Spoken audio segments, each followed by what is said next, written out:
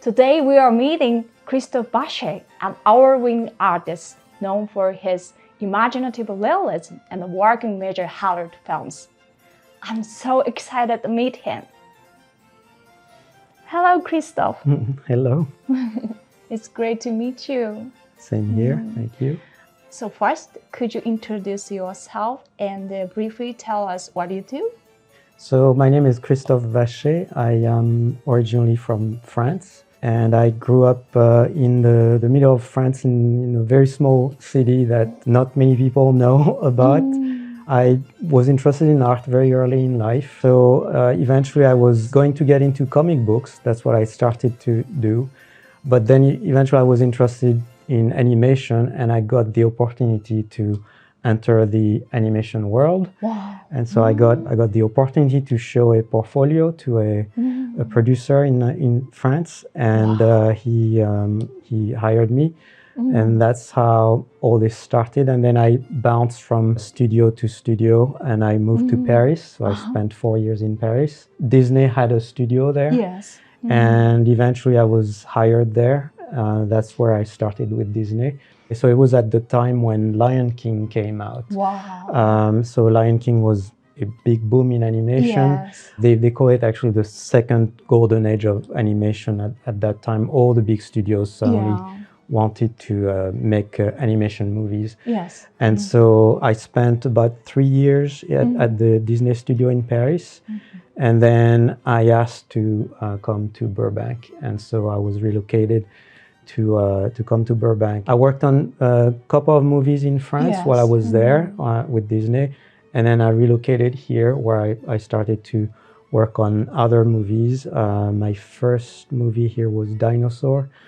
Way back in '96. Yes. And then I worked on a whole bunch of others, Tarzan, Hercules, I watched the Hercules. Fantasia 2000, yes, and Treasure Planet was my last movie before leaving Disney. And then I kept working in animation for other big studios like DreamWorks and Universal Studios, and then Hasbro. And then back to Disney at some point. I was going back and forth depending on the project. I see. So in the world of animation, so I started as a secondary character designer. Yeah. And then I moved into environment design for characters. And then I became a background painter, and that's what I did the most at the beginning, first years. And then from that, I became what we call a visual development artist, which is close to concept art. Yes. And I would do also concept art, in visual development. And I became an art director. And so that's what I've been doing for since 2005, I think. Wow. So yes, and I've been doing other things on the side for my own personal work. So gallery paintings. So it's been like a career that I've been working on in parallel to my animation work. Yeah, I see. Wow. Thank you for sharing the stories of your career. The next questions are, where did you grow up, and what early memories do you have of art? I grew up in the middle of France in a small town called Issoire. And it's like in the center of France. It has beautiful national parks around it. I would say there's not much happening in terms of art, but I was interested in art in general through comic books first, but then eventually also interested in painting and art movements. And eventually I got really into some specific art movements, like Art Nouveau in particular, and Art Deco. But all the main movements in the 19th century, that's what really interested me the most. A lot happened in the 19th century with schools that were really teaching at the highest of like technical academic training in art. And so I got really interested in that. I started to get influenced by this and by specific art schools like the Hudson River School, in New York, like also from the 19th century, and some specific painters like Albert Bierstadt and Frederick Church, people like that. And it was more about like full-scale landscapes, kind of fantastical, with like I finally focused on like lighting. Wow. Eventually, like the very dramatic lighting. That's what got me really interested. And then my memories, you know, that's basically what it is. I have those memories of like really wanting to try to get into this. But at the time, yes. you know, in the 90s, academic training was not there anymore. Really? No, it was like art schools in France had kind of abandoned their academic training, and that was a shame because that's what I wanted to learn and, you know, train classically, and so I couldn't find what I really wanted in art schools. So I kind of like went on my own and tried to gather information about all this. And animation helped me a lot because I met lots of artists who had been more or less classically trained. I see. And that really helped my own growth in art. Another artist helped you there? Yeah, many different artists like along the way, you know. I was self-taught, but at the same time, you're never really self-taught. You learn from different other people and you gather information from these people. Wow, that's great. Thank you. Are there any Japanese artists who have influenced your artwork? Yes, you could say that. Yes, definitely. So when I was doing comic books, I saw the movie Akira. Akira, wow. And so Katsuhiro Otomo, I was like, that just blew my mind because it was both like science fiction, animation, but also comic book. I was very impressed, and so I got even more interested in animation and Japanese animation in general. And then later on, all the movies from Miyazaki. Hayao Miyazaki. So it's like that was a huge influence for me, and also as a background painter because his backgrounds are like so special, and so like it's almost like he reinvented a different type of anime, and like much more poetic and with romance in it, and also like more thinking, not just action anime crazy, you know, it's like, but like a lot of thinking in his movies, and I really like that. I mean, I knew his work from before, but the first one that really touched me was Totoro, My Neighbor Totoro, because it was like it was both for adults and for kids, and I found that amazing because I was like, wow, this is there's a you know, it's a little bit like Alice in Wonderland. It's like there's something happening on the real world level, but at the same time you're immersed in this kind of dreamy kind of landscape that was very interesting to me. At one of the top animation festivals in Annecy in France in 95, I think. 95. And we were watching one of his first movies. It was A Castle in the Sky. And we were in a park, you know, with an outdoor projection, and I was sitting in the grass, and there were lots of people around me. At the end of the movie, someone says at the microphone, we had a very special guest in the crowd. The director is here. And he's like, please, Mr. Miyazaki, stand up. And there's a guy right behind me that stands up. I didn't know him. And he stood up, and I was like, oh my gosh, that was him. So that was the only time in my life that I saw him in person. But yeah, I mean, I loved all his movies, and he's been very prolific. So I would say, yes, he was a big influence in the way I started to perceive animation a little differently. Wow, yeah.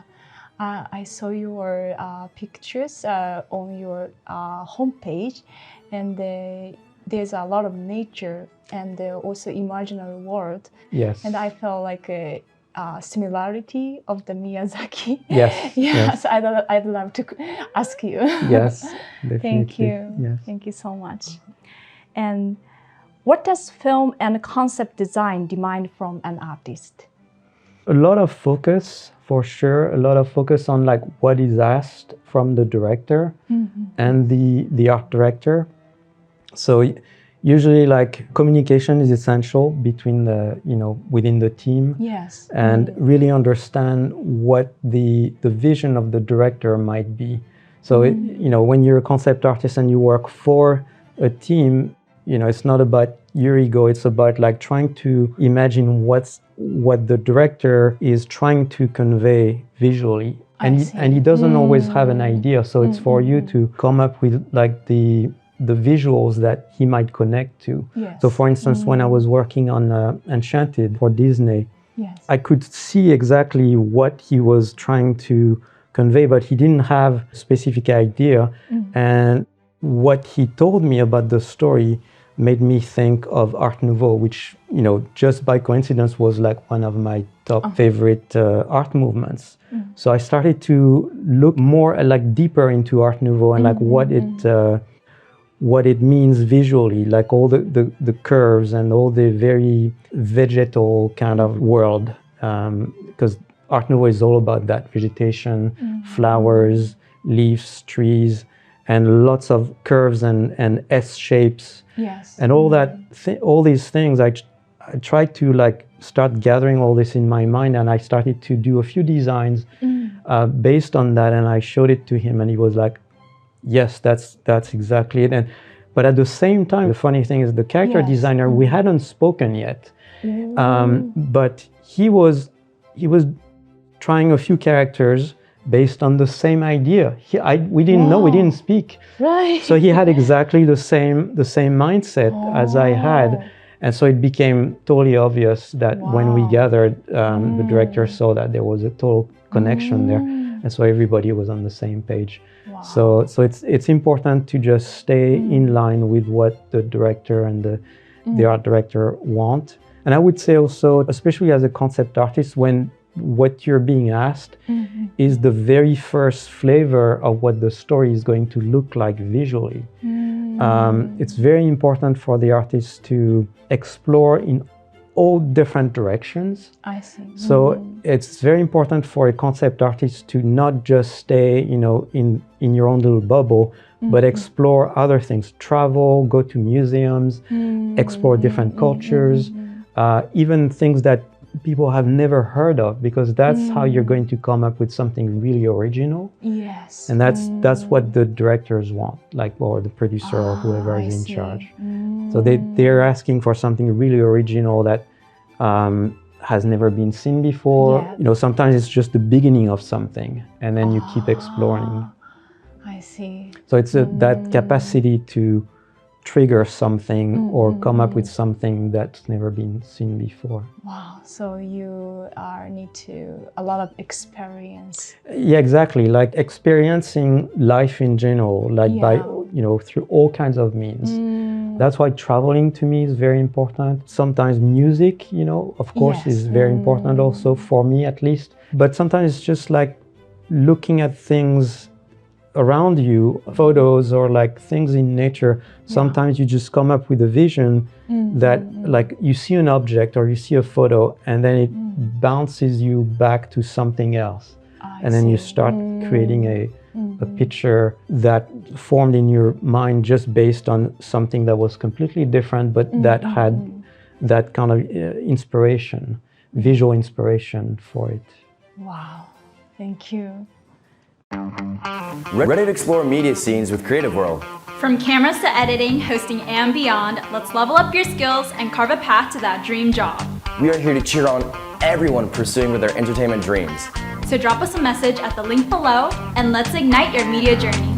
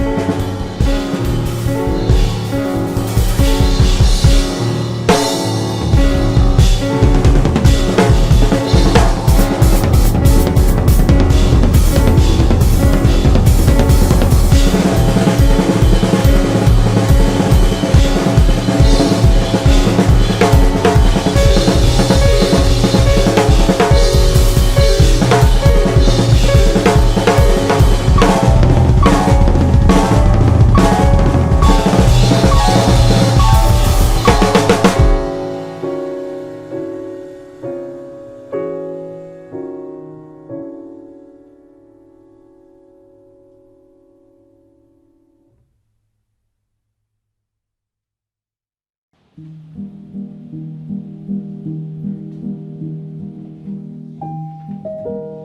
にあって安心。すぐに食べれていつでもおいしい家族の味方。昔も今もこれからも食卓を支える安心の味であり続けたい。白菊のさぬきやうどん。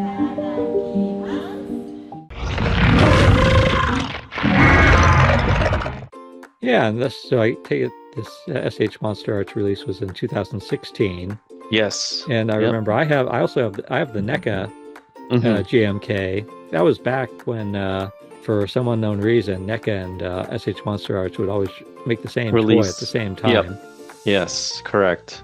It's really funny because it's like one does it, the next one does it, and then maybe sometimes the other one gets the upper hand and announces it first, and then the other company follows suit. But yeah, both box art. This is the high. It seems like they're kind of their template here. So they have like the like a single image, a smaller image. Then they have all their information, the QR code, all their social media. So it's kind of, for all the packaging, it's really similar. And same with Monster Arts, you get a little blurb about Yuji Sakai, who's inspecting the figure, making sure it looks accurate to his liking. And then we have several shots of the figure with different poses. Yeah, because the articulation was one of the main selling points. Yes. They wanted to show that there was they show off the articulation. And then on the box art, so they both feature this kind of slash box art. I'm curious if that's a Toho requirement or something, like maybe they're requiring articulated figures to have this type of packaging. But so the Haya Toys kind of shows off like a close-up shot of the foot on one side, and the other side shows the face. And just simple black background with the white text on the Haya Toys. A little bit of that slash mark with the blue. And then on the Monster Arts, Godzilla 2001 with white outline and the 2 slash marks. On the bottom, different font.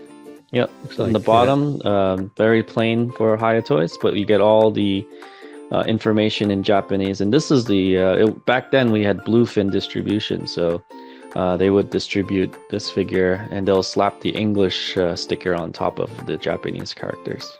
Oh yeah, and then if you're curious, like Bandai ended up buying Bluefin. And then then Bluefin just got absorbed into Bandai. Correct. Yep, Bandai Namco. All right, so out of the box we have the Haya Toys version, and looks like we have two hands as accessories, one extra pair of hands as accessories. And very simple packaging. You just open the clamshell, no zip ties or twisty ties, and he's all pre-assembled and wrapped in plastic. Tradition is tasted, resplendent with grain. Sips of time slip through light. I'd hold this taste to feel forever. It pours a century of wisdom. It pours a generation of legacy. Sourced from a sacred mountain, it rises. How many ways can this taste dazzle in days? This taste lives forever.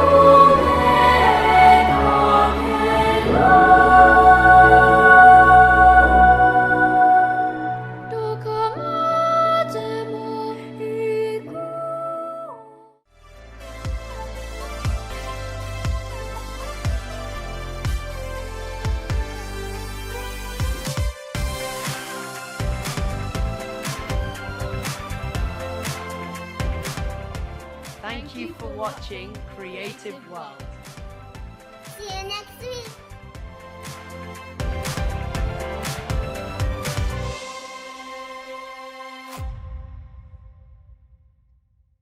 レストランオーナーの皆様、揚げ物の油代でお困りではありませんか？カロリーを抑えてもっと品質を良くしたいと思いませんか？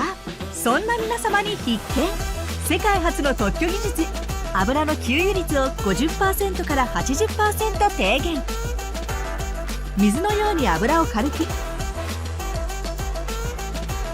揚げ時間の削減、少ない油で美味しくヘルシーに。詳しくは bbflyglobal.com まで。